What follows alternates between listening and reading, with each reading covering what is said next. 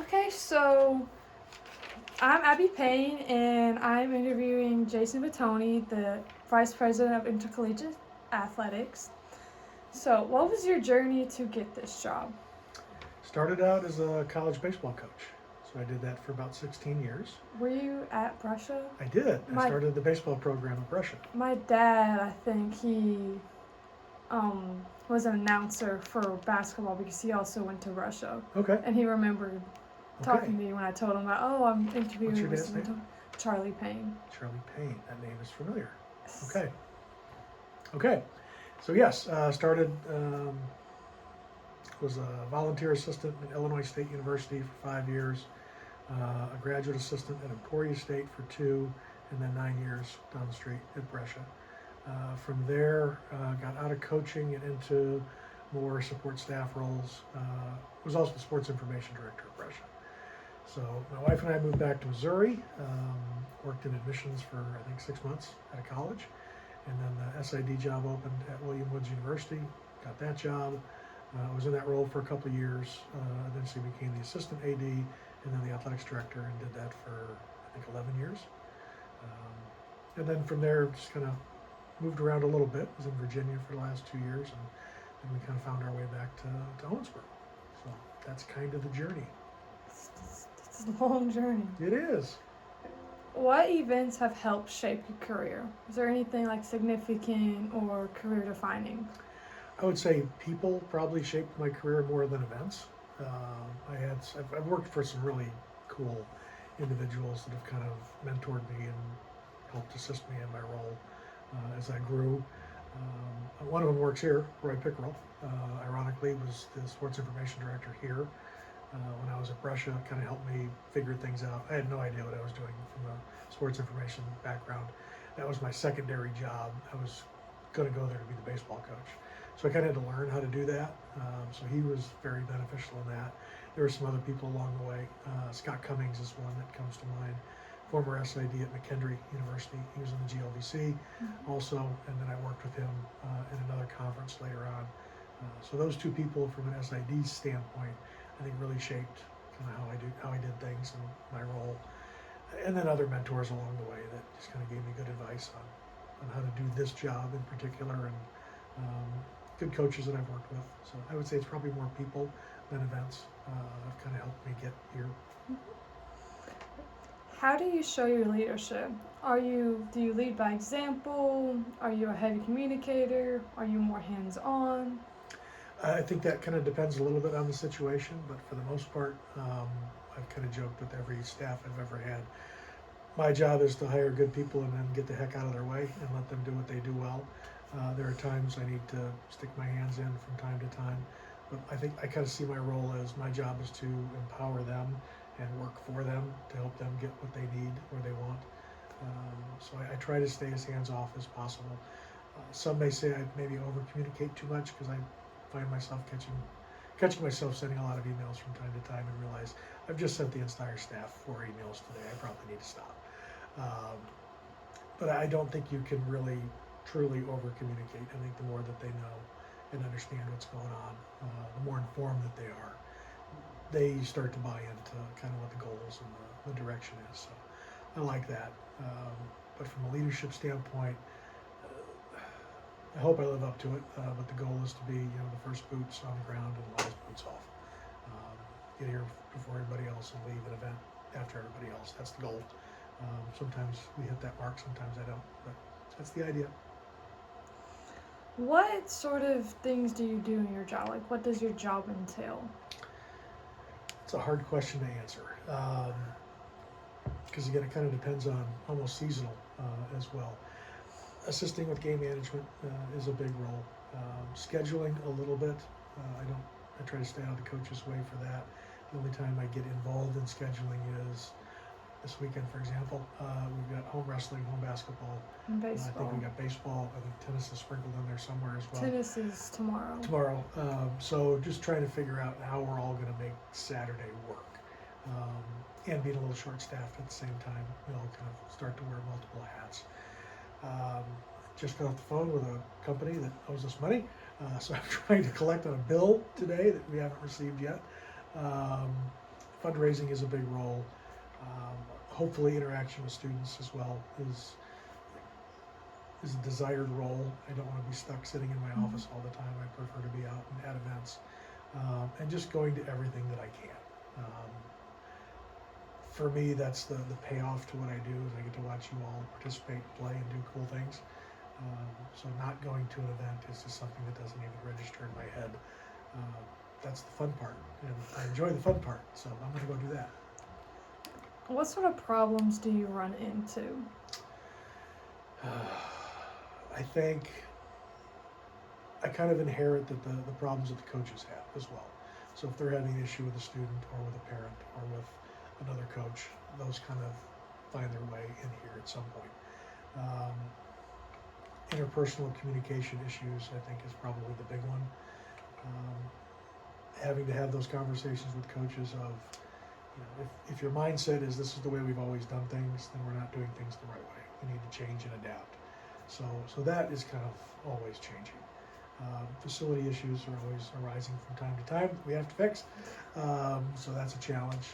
Budgetary oversight is always a challenge. We're always trying to stay within our budget, and we've got to have that meeting later on this afternoon, actually. Fundraising, again, a big key. How can we generate more revenue from what we do? So just keeping the wheels on the cart from time to time. What has been your favorite challenge to tackle? The favorite thing that I've ever done was when I was at William Woods. We hosted the NAI Women's Basketball National Championships. Ooh. And we did that for 2 years, and that was awesome. It was so much fun. It was held in Independence, Missouri, which was not near our campus. Independence actually reached out to us to see if we'd be interested in running it. So just coordinating that whole thing, and it's a lot different than what you see from an NCAA tournament standpoint. It's not different sites. So 32 teams all come to one place. They play for 10 days, and it is just nonstop basketball from 8 o'clock in the morning until midnight. So running that, organizing that for 2 years was so much fun. That was the highlight for me. That sounds fun. That atmosphere must have been incredible. Oh, it was great. It was so much fun. I would do it again. What are a few examples of your day-to-day routine in this job? Day to day, the best part about this job is nothing's the same from one day to the next. Yeah. So I have a calendar which tells me all the meetings that I have set up, and then usually throughout the day new things just randomly appear that I hadn't thought of.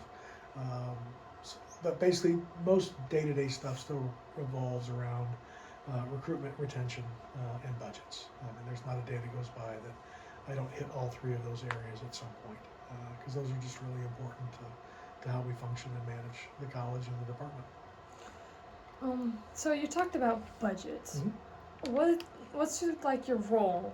Do you just tell coaches what the budget is and when they overspend, or do you help them figure out what to use for it? A little bit of both. So this will be my first budget process at Kentucky Wesleyan, but in the past, how it's worked. I already gave the coaches their homework assignment, which was go through your budget from this year. If there are adjustments that need to be made, and there are, please tell me what they are. I'll put together a rationale. I'll go sit with the CFO. We'll go through every line item, and I'll try and get you close to what you're requesting. I've also told them that never in the history of my life as an athletic director have I received a budget that I've asked for. So we go into that knowing that I'm turning in something, a rough draft, and then we'll kind of work back from there. There are fundraising requirements that every team has to do. So we have those conversations usually early in the year of what's your plan to make sure you hit your budget.